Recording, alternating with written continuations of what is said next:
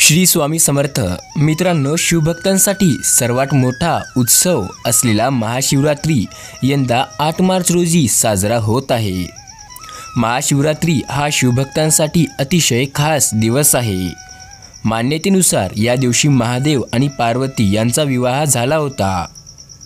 महाशिवरात्रीला शिवभक्त मंदिरात जाऊन शिवलिंगाला जल अर्पण करत विधीनुसार महादेवाची पूजा करतात। महाशिवरात्रीला रुद्राभिषेक करणे देखील खूप शुभ मानले जाते। अशा तुम्ही जर पहिल्यांदा महाशिवरात्रीचे व्रत करणार असाल तर ही माहिती तुमच्यासाठी महत्त्वाची ठरेल। किंवा तुम्ही याआधी सुद्धा महाशिवरात्रीचे व्रत केले असेल पण हे नियम जर पाळले नसतील तर त्याचा फळ तुम्हाला मिळणार नाही। महाशिवरात्रीच्या दिवशी रात्रीच्या पूजेला विशेष महत्त्व आहे। या दिवशी रात्रीच्या 1 किंवा 4 पहरमध्ये पूजा करता येते। सूर्यास्तानंतर आणि सूर्योदयापूर्वी या वेळेला 4 पहर म्हणतात। हिंदू धार्मिक मान्यतेनुसार या काळात भगवान शंकराची पूजा करणे खूप फलदायी मानले जाते। तर चला मग जाणून घेऊया महाशिवरात्रीचे व्रते आणि नियम। पण त्याआधी तुम्हीही एक शिवभक्त असाल आणि महादेवांना मानत असाल तर या चॅनलला फॉलो आणि सबस्क्राईब करायला विसरू नका। मित्रांनो, हिंदू धर्मात व्रताला महत्त्व आहे। पंचांगानुसार वर्षभरात अनेक व्रत येतात। यात महाशिवरात्री व्रताला विशेष महत्त्व आहे। महाशिवरात्रीत देवांचे देव महादेव यांना समर्पित केलेली आहे। महाशिवरात्रीचे हे व्रत त्रयोदशी तिथीपासून म्हणजेच 1 दिवस आधीपासूनच सुरू होते। या दिवसापासून भाविक शुद्ध सात्विक आहार घेण्यास सुरुवात करतात। यानंतर चतुर्दशी तिथीला म्हणजेच महाशिवरात्रीच्या दिवशी पूजा केल्यानंतर व्रताचा संकल्प घ्या। या व्रताच्या दिवशी फक्त फळांचे सेवन करा, तसेच मिठांचे सेवन टाळा। या दिवशी व्रत करणाऱ्या शिवलिंगाला धागा किंवा धतुरा, ऊस, मनुका आणि चंदन अर्पण करावे। तसेच पार्वती शृंगाराचे साहित्य अर्पण करा। महाशिवरात्री व्रताची पूजा 4ही पहरात करणे अत्यंत शुभ मानले जाते। पूजेच्या प्रत्येक वेळी ओम नमः शिवाय मंत्राचा जप करावा। याशिवाय शक्य असल्यास उपासाच्या काळात रुद्राभिषेक सुद्धा करावा। मित्रांनो, आपण महाशिवरात्री व्रताचे नियम आणि अटीसुद्धा जाणून घेणारच आहोत। पण महाशिवरात्री व्रताचे फायदे सुद्धा खूप आहेत। तर चला जाणून घेऊया कोणकोणते आहेत फायदे। महाशिवरात्री व्रत हे अत्यंत फलदायी मानले जाते। ज्यांचा विवाह होत नाही अशा लोकांनी महाशिवरात्रीचे व्रत पाळले पाहिजे। या व्रताच्या प्रभावाने विवाहाचे योग जुळून येतात। तर विवाहित व्यक्तींनी हे व्रत पाळल्यास त्यांना शाश्वत सौभाग्य प्राप्त होते। महाशिवरात्रीच्या दिवशी जो कोणी हा व्रत पाळतो आणि महादेवाची भक्तिभावाने सेवा करतो त्याची प्रत्येक मनोकामना महादेव पूर्ण करतात असे मानले जाते। मित्रांनो, महाशिवरात्रीला उपवासाला जर तुम्हाला दिवसभर पूर्णपणे ऊर्जा मिळवून घ्यायची असेल तर महाशिवरात्रीला या 5 पदार्थांचा आहार करा। यामध्ये तुम्हाला मिळेल दिवसभर ऊर्जा। महाशिवरात्रीला शरीरात ऊर्जा असणे अत्यंत आवश्यक असते आणि शरीर निरोगीसुद्धा राहते। यामुळे दोन्ही कामे होतात। पण कोणते अन्न खावे?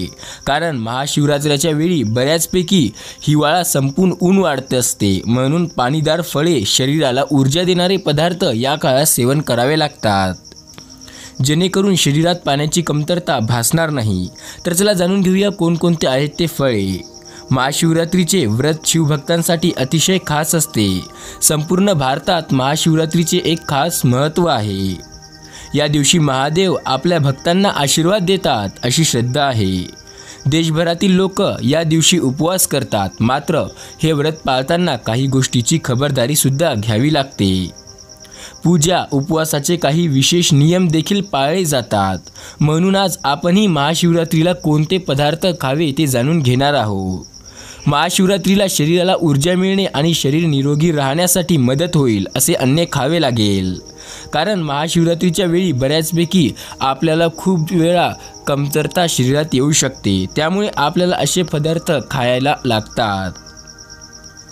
आरोग्यासाठी खूप फायदेशीर असण्यासोबतच कट्टूचे पीठ शरीराचे अनेक जुने आजारसुद्धा बरे करते। मित्रांनो, कट्टूचे पीठ हे आपण महाशिवरात्रीला खाल्ले तर यामुळे आपल्या व्रताला सुद्धा काहीही फरक पडणार नाही. गव्हाचे पीठ खाल्ल्याने शरीराला ऊर्जा तर मिळते, पण त्याचबरोबर पोट जास्त वेळ भरलेले राहते. गव्हाच्या पिठातून पकोडे, हलवा आणि पुरी तयार करून उपवासाला खाऊ शकता. असे मानले जाते की हे सर्व गोष्टी उपवासाला चालतात. किंवा आपण पाणीदार फळे सुद्धा खाऊ शकतो. फळं शरीरासाठी खूप फायदेशीर असतात. हे शरीराला दीर्घकाळ हायड्रेट ठेवण्यासाठी निरोगी राहतात. सदैव लक्षात ठेवा, आपण टरबूज आणि पपईसारखे फळे खाल्ल्यास आपल्याला जास्त वेळ ऊर्जा मिळेल. किंवा आपण साबुदाणा सुद्धा खाऊ शकतो. पौष्टिकतेने शुद्ध असलेला साबुदाणा महाशिवरात्रीच्या उपवासाला खाऊ शकतो. साबुदाण्याची खिचडी, साबुदाण्याचे चिप्स, पकोडे आणि पापड तयार करून तुम्ही खाऊ शकता. त्यात कार्बोहायड्रेट यांचं प्रमाण आणि फायबरचं प्रमाण खूप जास्त असते. लोह आणि प्रथिने इत्यादी मुबलक प्रमाणात आढळतात. याने शरीराला कधीही ऊर्जेची कमी भासत नाही. किंवा तुम्ही आणखीन सुद्धा काही नियम आणि उपायांचे पालन करू शकता. यामुळे सुद्धा तुम्हाला खूप फायदा होईल. मित्रांनो, सोबतच महाशिवरात्रीच्या दिवशी शिवपूजनावेळी खूप लोक जलाभिषेक कसा करावा आणि बेलपत्रे कसे वाहावे यांचे नियम आणि फायदे जाणून घेण्यासाठी इच्छुक असतात. आपण तेही सुद्धा आज जाणून घेऊया. पण त्याआधी अजूनसुद्धा तुम्ही कमेंटमध्ये श्री शिवाय नमस्तुभ्ये लिहिले नसेल तर जरूर लिहा. शिवपूजन करताना जलाभिषेक आणि बेलपत्र वाहताना काही नियम पाळावे लागतील आणि ते पाळणे खूप अतिआवश्यक आहे. महाशिवरात्री पूजा करताना जलाभिषेक कसा करावा, बेलपत्रे कसे वाहावे ते सर्व आपण जाणून घेऊया. मित्रांनो, महादेवावर अभिषेक करताना गंगाजल, दूध, जल, पंचामृत आदींचा वापर केला जातो. मात्र अभिषेक करताना काही नियमसुद्धा पाळावेत असे मानले जाते. शिवलिंगावर अभिषेक करताना पाण्याचा प्रवाह मंद गतीने असावा. अभिषेक अतिवेगाने करू नये. तसेच जलार्पण करताना पाण्याची धार छोटी असावी. लक्षात ठेवा, अभिषेक पूर्वीकडे तोंड करूनच करावा. जलाभिषेक करताना तो बसून करावा. मंदिरात अभिषेक करताना उभे राहिल्यास थोडे वाकून जलार्पण करावे. शिवपिंडीवर अभिषेक करताना अभिषेक पात्राचा वापर केल्यास उत्तम मानले जाते. महाशिवरात्रीच्या दिवशी संपूर्ण कुटुंबासह रुद्राभिषेक केल्यामुळे जीवनामध्ये अपार यश मिळते. तसेच सुख समृद्धी नांदते आणि दुःखांपासून मुक्ती होऊन सगळी संकटे दूर होतात अशी मान्यता आहे. तसेच महाशिवरात्रीच्या दिवशी जलाभिषेक करणे अतिशय शुभ पुण्यफलदायी मानले जाते. शिवलिंगामध्ये वेगवेगळ्या प्रकारची ऊर्जा असते, ज्याचा मनावर सकारात्मक परिणाम होऊन आपले मन शांत होते. घरामध्ये नकारात्मक ऊर्जा राहत असेल तर महाशिवरात्रीच्या दिवशी रुद्राभिषेक अवश्य करावा. घरातील सर्व नकारात्मकता निघून जाते. त्याचप्रमाणे समस्या, संकटे दूर होण्यास सुद्धा मदत होऊ शकते. तसेच कुटुंबातील ग्रहदोष दूर होण्यास मदत होऊ शकते. ग्रहांचा प्रतिकूल प्रभाव कमी केला जाऊ शकतो असे म्हटले जाते. सोबतच एक लक्षात ठेवा, बेलपत्र कसे वाहावे हे जर तुम्हाला माहिती नसेल तर तुमच्या पूजेचे आणि व्रताचे तुम्हाला काहीही फळ मिळणार नाही.